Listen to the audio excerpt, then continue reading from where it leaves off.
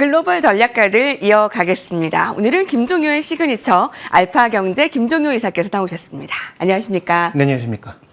미국에서 고용의 시장이 그 뜨거움이 조금 식혀지고 있다라는 이 전망에 오늘 미증시가 환호를 보였습니다. 어제 국내 증시 좀 약세였잖아요. 오늘은 좀 상승세의 가능성이 크겠죠?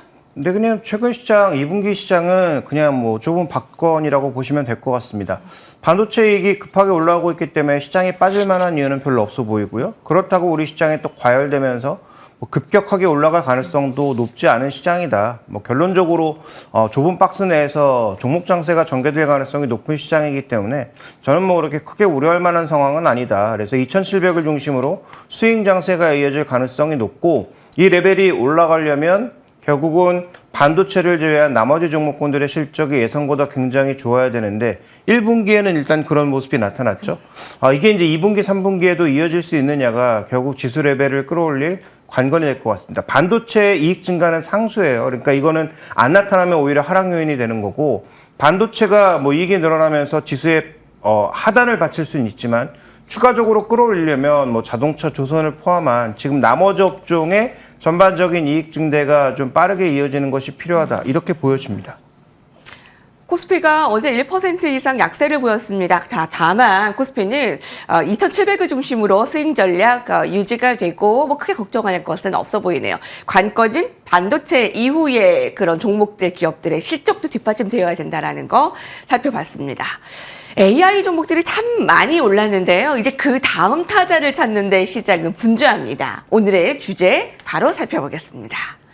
AI 관심 지속, 반도체 다음은 천연가스? 사실 우리가 천연가스를 얘기한 게 어제 오늘 일은 아니었잖아요. 굉장히 빠르게 전망을 해주셨죠. 네, 일단 그 가장 먼저 말씀드리고 싶은 건 제가 뭐 이 시간 들어오면서 작년 11월, 12월 달에 엔비디아 상승이 조금 부담스럽다면 따라갈 수 있는 종목군들로 말씀드렸던 뭐 여러 종목들이 있는데 그 중에서 이제 보안주는 좀 탈락한 것으로 보이고 나머지 종목군들은 여전히 좀 견조한 모습 보여주고 있습니다. 대표적으로 아이스탄 네트워크스라든지 그다음에 이튼 코퍼레이션 같은 종목군들의 전체적인 흐름이 나쁘지가 않은데 자 먼저 준비된 그림으로 현재 이 시장에 있어서 AI 반도체와 관련된 흐름이 어떻게 확산되어 가고 있는지는 뭐 다 알고 계신 내용이지만 정리를 해보면 당연히 반도체가 중심에 있죠. 엔비디아 중심에 있습니다. 그 다음에 엔비디아에서 퍼져나가고 있는 HBM 관련주, 뭐 장비 이런 종목군들로 쭉 퍼져나가고 이게 여전히 메인이에요. 앞으로도 계속 메인인데 종목이 지금 확산되고 있단 말이죠. 두 번째 확산이 나타난 것은 우리 시장만의 종목 움직임으로 착각하시는 분들이 많은데 글로벌리한 흐름입니다. 전력 설비주거든요. 전력 소비주요? 네, 전력 설비주들이 지금 말씀드렸던 이튼 코퍼레이션은 여전히 뭐 신고가 흐름에 있고 그 다음에 일본의 간사이 전력이라든지 프랑스의 슈나이더 일렉트릭, 그 다음에 뭐 스위스에 상장되어 있는 ABB, 그 다음에 국가를 넓혀보면 뭐 대만이라든지 뭐 국가를 가리지 않고 데이터 센터와 AI에 대한 투자가 늘어날 수 있는 지역의 전력 관련주는 다 지금 급등하고 있는 것이다. 그래서 국내 지금 전선과 전력이 급등하고 있는 게 아니라 글로벌 종목 전체가 급등하고 있다라고 보셔야 됩니다. 그러면 여기서 우리가 두 가지 시사점을 얻을 수 있는 거죠. 국내 종목의 고점이 어디냐? 이런 종목군들과 맥락을 같이 하겠죠. 근데 여기 국내 종목을 넣지 않은 이유가 있습니다. 국내 종목은 2분기에 너무 많이 올라서 그러니까 국내 뭐 HT, 현대 일렉트릭이나 LS 일렉트릭 같은 거 넣으면 이들 종목이 마치 안 오른 것처럼 느껴질 만큼 국내 종목군들은 다소 과열된 부분이 있죠. 그래서 두 가지를 말씀드리고 싶은 것인데 일단 이 전력주의 상승은 구조적 상승이다라는 거 첫 번째. 두 번째로는 국내 종목군들이 좀 과열된 것도 사실이다. 네. 그래서 지금 뭐 이튼 코퍼레이션 같은 게 연간 기준으로 한 40% 내어 오른 것에 비해서 국내 종목군들은 대형주가 뭐 100% 이상 오른 게 많고 중소형주 단으로 가면은 그 이상 올라간 것도 꽤 많거든요. 그래서 지금 전체적인 구조적 상승 속에서 우리가 고점을 예측해 볼 수 있는 시그널로 놓을 것이고 두 번째 국내 종목군들의 단기 과열이 나타난 부분도 경계 요소이기는 하다. 두 가지 말씀을 동시에 드리고 싶고 그러면 이 얘기하기 위해서 오늘 나온 거냐? 그렇지가 않죠. 여기서 종목이 더 확산될 가능성이 높다라고 보고 있기 때문에 오늘은 그 얘기를 드리고자 앞단을 좀 설명드렸다. 이렇게 말씀드리면 될 것 같습니다. 전 세계의 주요 전력 인프라 기업들이 전반적으로 다 강세입니다. 이 표를 보더라도 글로벌 주요 전력 인프라 기업들의 주가 흐름이 굉장히 강세인데요. 거기다 우리나라의 뭐 LX 일렉트릭 같은 종목들은 더 과열된 모습을 나타내고 있습니다. 그런데 이게 끝이냐? 여기서의 확산되는 부분을 오늘 짚어주신다는 말인데요. 자, 바로 넘어가 보도록 하겠습니다. 자, 엔비디아를 그 중심으로 한 시장의 중심은 맞다. 자, 이제 확산되는 부분들, 그 전력주. 근데 종목 확산이 너무 빠르게 나타나기 때문에 굉장히 좀 고민스러운데요. 네. 그런데 이제 이건 구조적 상승이라고 볼 수밖에 없는 이유가 뭐냐면, 네. 일단 AI에 관련된 종목군들에 있어서 이 두 가지가 늘어날 수밖에 없는 이유, 오늘 살펴볼 텐데, 천연가스와 친환경 발전입니다. 왜 그러냐 하면, 다음 이제 준비된 그림으로 확인을 해볼 텐데요. 우리가 어떤 전망을 할 때 뭐 이런 전망들을 하게 되죠. 베이직 시나리오가 있고, 베스트 시나리오가 있고, 뭐 워스트 시나리오가 있고, 이런 얘기들을 합니다. 이 얘기의 핵심은 무슨 얘기입니까? 방향성은 확실한데, 얼마나 갈지 아무도 모르는 거죠. 그러니까 뭐 이게 베스트로 갈지, 뭐 워스트로 갈지, 베이스 시나리오로 갈지, 모르는 상황이라는 겁니다. 근데 지금 시장이 어디에 베팅하고 있냐면, 지금 베이스 시나리오가 아닌, 좋은, 베스트 시나리오 쪽으로 많이 좀 뭔가 기울어지고 있는 그런 양상인 거죠. 그러면서 아까 말씀드렸던 소위 전력 관련주들이 지금 폭발하고 있는 국면입니다. 그런데 지금 이 올라가고 있는 각도를 보시면, 베스트 시나리오에 올라가고 있는 각도를 보시면, 내년부터 굉장히 가파라지는 양상이거든요. 그러면 전력은 지금 당장 필요하단 말이죠. 근데 나오는 보고서들 내용 보면, 그래서 필요한 거 뭐? 원자력. 말도 안 되는 소리죠. 원자력은 지금 당장 화가 떨어져서 내일부터 공사 시작해도 완공되는 게 최소한 3, 4년입니다. 네. 5년 이상 걸릴 수도 있고요. 네. 그런데 무슨 원자력이 뭐 지금 당장에서 무슨 답이 나오겠습니까?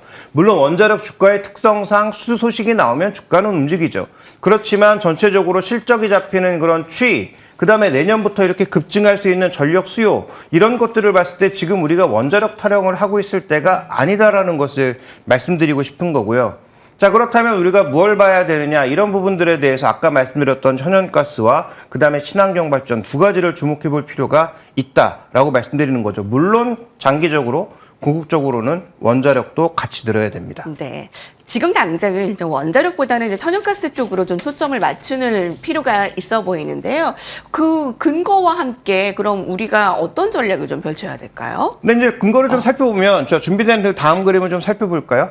자, 준비된 다음 그림 보시면, 우리가 지금 미국 투자에 굉장히 이제 주력하고 있는 모습인데, 미국의 이제, 그 다음에 미국뿐만 아니라 다른 주요국들도 거의 마찬가지입니다. 뭐 일부 뭐 사우디처럼 편향된 일부 국가를 제외한다면 거의 대부분 국가들이 비슷하다라고 봐야 될 텐데요. 자, 미국과 주요국의 주력 발전은 특히 이제 미국을 중심으로 보시면 원자력과 수력이 물론 있지만 가장 위에 있는 가장 그 짙은 색으로 나타나고 있는 게 뭡니까? 천연가스거든요. 그러니까 지금의 주력 발전원은 선진국 전체를 통틀어도 천연가스입니다. 그럼 내년도에 전력이 급증한다? ESG은 무엇이고 내년부터 전력 수요가 급증하는 걸 빠르게 커버하려면 무엇보다 필요한 건 천연가스라는 거죠. 그래서 당장 뭐 원자력이 뭐 어떻게 되고 뭐 이런 얘기는 제가 보기엔 다 먼 미래 얘기고, 그와 관련된 주가의 움직임은 당연히 있을 수 있겠지만 지금 당장 내년부터 급증하는 전력이 부족하면 가장 먼저 찾을 것, 네. 천연가스라는 거고요. 그러니까 천연가스와 관련된 투자를 조금도 멈추지 않고 있고요. 이 시간을 통해서 그 에너지 관련주에 대한 긍정적 관점도 여러 번 말씀드렸죠. 에너지 관련주가 최근에 떨어진 게 있습니까? 오히려 신고가로 가고 있는 종목군들이 많아요. 왜 그럴까? 지금 에너지 수요가 폭발해서 그런 게 아니고요. 이런 부분들을 반영하고 있는 것이고, E&P 기업 같은 경우에는 천연가스와 관련된 추가 투자가 더 늘고 있는 거죠. 뭐 대표적으로 테크닉 FMC라든지 이런 종목군들 말이에요. 다음 이제 준비된 그림 하나 보시면, 자, 데이터 센터 비중이 전체 전력에서 차지하는 비중들이 점점 늘어납니다. 네. 2030년까지 가파르게 늘어날 거예요. 근데 이쪽에 들어가는 전력량 자체가 워낙 크게 증대하는 데다가 이것만 들어가는 게 아니죠. 미국에 지금 반도체 공장을 포함한 엄청나게 전력을 많이 쓰는 전력 잡아먹는 하마 공장들이 더 생깁니다. 그러면 그런 늘어나는 전력량까지 커버하기 위해서 당장 뭐가 필요하다? 천연가스의 발전, 천연가스와 관련된 전력 생산이 추가적으로 더 필요할 수밖에 없고, 이것이 최근 미국의 유틸리티 종목군들을 신고가로 만들고 있는 가장 구체적 이유다. 그런데 시장에서 지금 천연가스를 주목하고 있느냐? 전혀 주목하고 있지 않기 때문에 저는 지금부터 봐야 된다라는 말씀을 드리고 있는 것이죠. 확실히 통계를 보면 미국을 비롯한 전 세계의 주요 발전원이 천연가스로 확연히 보여집니다.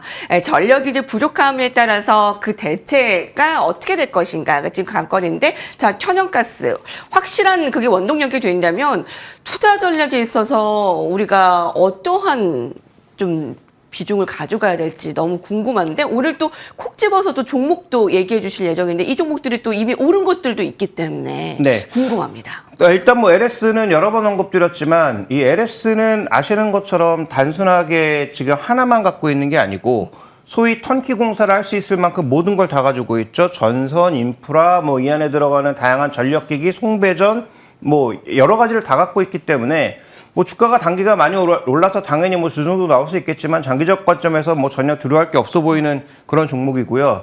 그다음에 뭐 제가 3월 달에 구리를 한번 말씀드린 적이 있지 않습니까? 이번에 천연가스를 말씀드리고 싶은데 천연가스의 지금 위치를 한번 보시죠.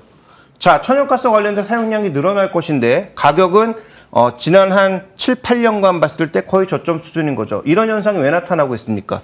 2022년도에는 러시아가 빠져나가면서 물량도 부족할 것 같고 날씨도 엄청 추울 것 같아서 천연가스 가격이 저렇게 급등했었지만 지금 현재 구간에서는 날씨가 그렇게 춥지 않았고 그다음에 여러 가지 이제 그 과수요들이 빠지면서 가격이 굉장히 낮아진 상황이란 말이죠. 근데 뭐라고 말씀드렸습니까? 내년부터 당장 전력은 필요한데 그 필요한 전력을 원자력이나 다른 걸로 전혀 채울 수가 없기 때문에 우리는 천연가스 복합화력발전소를 더 돌릴 수밖에 없다라는 거죠.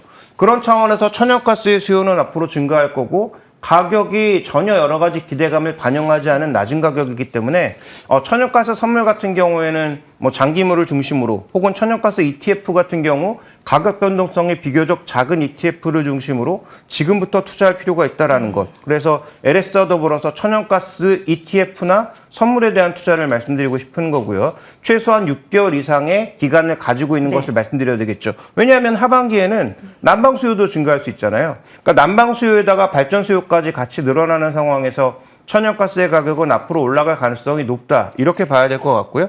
다음에 이제 준비된 그림을 하나 더 살펴보죠. 자, 그러면 신재생, 그 지겨운 신재생은 왜 봐야 되느냐, 이 부분을 살펴볼 필요가 있는데요.